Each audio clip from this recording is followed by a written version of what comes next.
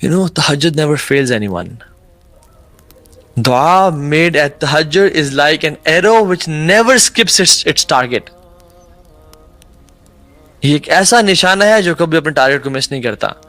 اور اگر آپ اور میں سمجھتے ہیں کہ ہم نے ہر کام کر دیا مصیبت سے نکلنے کے لیے مگر تہجد کی نماز کنسسٹنٹلی نہیں پڑھی تو ہم نے کچھ بھی نہیں کیا.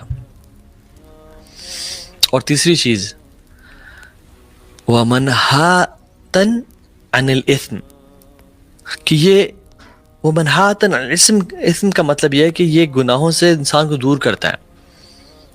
وَتَكْفِيرٌ لِلسَّيِّئَاتِ اور گناہوں کو دھونے کا باعث بن جاتا ہے. So if your past scares you, tahajjud is for you. If you want to leave a sin, وَتَكْفِيرٌ لِلسَّيِّئَاتِ if you are attracted towards women, if you are addicted to drug یا porn addiction ہے یا کوئی particular sin ہے یا کوئی secret sin ہے جس میں آپ involved ہیں, چاہے آؤٹ ورڈ ہے یا انورڈ ہے یا پبلک ہے یا سیکریٹ ہے, دس تہجد پریئر از فار یو. وَمَنْهَاتٌ عَنِ الْإِثْمِ وَتَكْفِيرٌ لِلسَّيِّئَاتِ کہ یہ گناہوں سے انسان کو دور کرتا ہے اور یہ خطا کاروں کو, جو لوگوں نے اپنے نفسوں پہ ظلم کر دیا, ان کے گناہوں کو دھو ڈالتا ہے. So it is your go to area, this is your go to prayer جس میں ہمیں جانا چاہیے. اللہ کے نبی صلی اللہ علیہ وسلم کے پاس ایک دفعہ جبریل امین آئے اور کہا, اللہ کے نبی نے کہا کہ آتانی جبریل علیہ السلام, یعنی اللہ کے نبی صلی اللہ علیہ وسلم ان کو کہہ رہے ہیں علیہ السلام, آتانی جبریل علیہ السلام فقال یا محمد عیش ما شئت فإنک میت. اے محمد آپ رہیں جب تک زندہ رہنا چاہتے ہیں, لیکن ایک دن آپ کو رب سے ملنا ہے, ایک دن آپ کو ایک دن آپ وفات پا جائیں گے. وَحْبِبْ مَنْ شِئْتَ فَإِنَّكَ مُفَارِقُهُ جس سے آپ مرضی محبت کرنا چاہتے ہیں آپ کریں, لیکن ایک دن جدائی کا وقت آ جائے گا. اور مفارقت یعنی your meetings, your love will be followed by a departure. وَعْمَلْ مَا شِئْتَ فَإِنَّكَ مَجْزِيٌ بِهِ جو کام آپ نے کرنا ہے کریں, اس کا بدلہ ملے گا. ثم قال یا محمد اور پھر کہا ہے محمد صلی اللہ علیہ وسلم شرف المؤمن قیام باللیل. ایک بات یاد رکھیں کہ جو مومن کا شرف ہے اور آنر ہے اور ڈگنیٹی ہے وہ کس چیز میں ہے؟ قیام اللیل میں. وعزہ الاستغناء من الناس, استغناء عن الناس, اور اس کی جو عزت ہے, جو اس کی تکریم ہے, وہ لوگوں سے غنی ہونے میں ہے, یعنی لوگوں پہ ڈیپینڈنٹ نہ ہونے میں ہے. سبحان اللہ, رسول اللہ صلی اللہ علیہ وسلم کو جبریل علیہ السلام بڑے ایک برادرلی طریقے میں, ایک بیسٹ فرینڈ کے طرح سے ان کے پاس آ کے, اور no doubt Jibril was one of the best friends of Rasool Allah صلی اللہ علیہ وسلم. ٹھیک ہے, آگے ڈفرینٹ باتوں کی بتاتے ہیں ان کو اور کہتے ہیں کہ لیکن جان لیں کہ جو مومن کا شرف ہے نا, اور عزت ہے اور آنر ہے, وہ قیام اللیل میں ہے. اور لوگوں کی جو رسپیکٹ ہے وہ لوگوں سے غنی ہو جانے میں ہے. سو بات کیا ہے کہ جو لائف کا کرکس ہے وہ یہ ہے کہ ہر انسان چاہتا ہے کہ اس کو عزت ملے, اس کو آنریبل ہو, وہ سکسیسفل ہو, اور ہر انسان چاہتا ہے کہ لوگ اس کی عزت کریں. تو کیا کریں؟ قیام اللیل کی نماز پڑھیں اور لوگوں پہ ڈیپینڈنٹ نہ رہیں. And this is an honor Allah will publicize even if you don't want it. اللہ لوگوں میں اس کو پھیلا دیں گے. اگر کوئی شخص قیام اللیل پڑھتا ہے تو اللہ لوگوں کے دلوں میں اس کی محبت ڈال دیں گے اور اس کو آنر اور تکریم بخشیں گے. یہ اللہ کا ایک اصول ہے.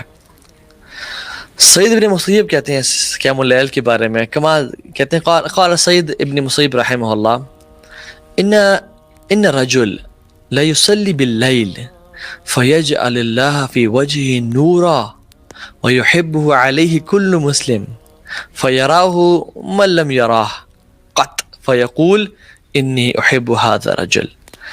سید مسیب کہتے ہیں رحمہ اللہ کہ ایک شخص جو اللہ کی رضا کے لیے قیام اللیل کرتا ہے, تہجد کی نماز پڑھتا ہے, تو اللہ تعالیٰ اس کے چہرے میں نا نور کو بھر ڈالتے ہیں. اللہ تعالیٰ اس کے چہرے کو نا نور سے بھر دیتے ہیں, اور ہر مسلم اس بندے سے محبت کرنا شروع ہو جاتا ہے. اور اس میں یعنی وہ قیام اللیل کی وجہ سے ایک عجیب سا نور اینڈ بیوٹی ایگزامن کرتا ہے اور آبزرو کرتا ہے. اور پھر انسان اس محبت کی وجہ سے کیا اٹھتا ہے کہ واللہ انی احب هذا الرجل، کہ میں اس بندے سے محبت کرتا ہوں اللہ کی رضا کے لیے. And this is what used to happen with the Salaf as well. امام وقی رحمہ اللہ جو کہ امام شافعی کے استاد تھے، امام وقی ابن جرح کہتے ہیں کہ لوگ ان کے بارے میں کہتے ہیں کہ he is an angel، هذا ملک کریم، یہ فرشتہ ہے، یہ انسان نہیں ہے. Why? Because he used to pray قیام اللیل.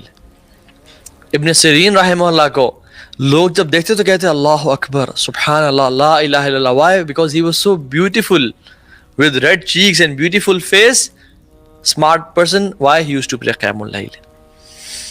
And some women from the past، جب اسے پوچھا گیا کہ تمہاری خوبصورتی کا راز کیا ہے، and they said کہ we pray قیام اللیل. Why? Because it beautified the faces. Although یہ main reason نہیں ہونا چاہیے انسان کا کہ I pray قیام اللیل to beautify، لیکن these are side benefits. No doubt جو شخص پڑھے گا قیام اللیل اس کو اللہ سبحانہ وتعالیٰ نصیب کریں گے یہ سب.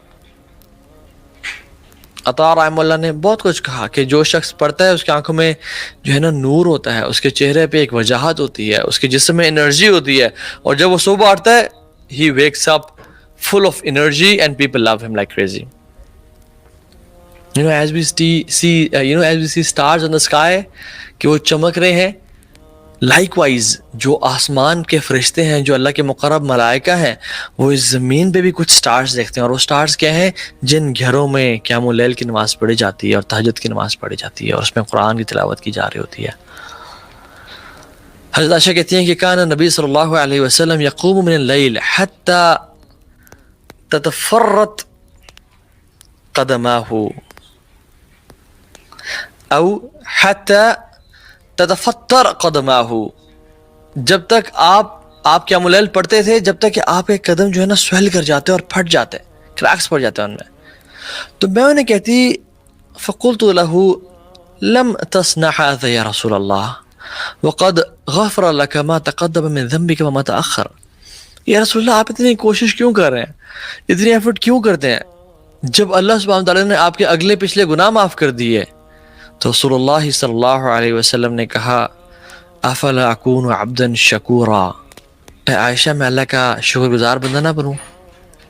کیا میں اللہ کا شکر گزار بندہ نہ بنوں؟ سبحان اللہ. جس گھر میں 3 مہینے کے لیے آگ نہیں جل رہی، اور اشد بلاء عن الانبیاء، سب سے زیادہ مصیبتیں انبیاء پہ آتی ہیں اور اللہ کے نبی پہ سب سے زیادہ آئیں، جس شخص نے جنازے اپنے اولاد کے اٹھائے ہوں، جس شخص کی ایک ہی زندگی میں ان کی بیگم بیوی محبوب خدیجۃ الکبریٰ چلی گئیں، اور ان کی بیک بون جو ان کو سپورٹ کیا کرتے تھے ان کے چچا چلے گئے، اور اس کو عام الحزن کہتے ہیں. جس شخص کی زندگی میں ان کی قوم اور انہیں ان سے بائیکاٹ کر دیا اور ان کو گھاس اور چمڑے کھانے پہ مجبور کر دیا، جس شخص کو اپنے پیارے وطن سے اور شہر سے مکہ سے نکال کے ہجرت کرنی پڑی ہو، وہ شخص کہتا ہے افلا اکون عبدا شکورا، کہ عائشہ میں اللہ کا شکر گزار بندہ نہ بنوں کہ اس نے مجھے نبی بنا کے بھیجا. یہ اللہ کے نبی صلی اللہ علیہ وسلم ہے، تو ہمیں کتنا شکر ادا کرنا چاہیے.